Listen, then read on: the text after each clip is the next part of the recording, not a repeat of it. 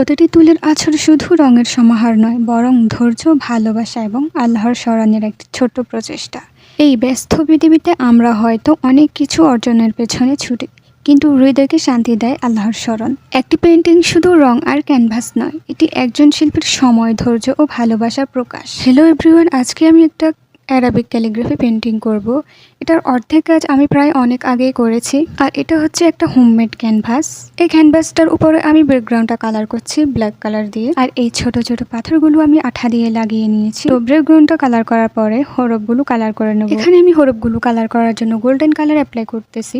Same প্রসেসে আমি নিচের অংশে গোল্ডেন কালার দিয়ে কালার করে নিয়েছি। তো এই তো হোমমেড ক্যানভাসে করা পেন্টিংটা রেডি। আর এই পেন্টিংটা কেমন হয়েছে অবশ্যই কমেন্টে জানাবা। Thanks for watching this video. By.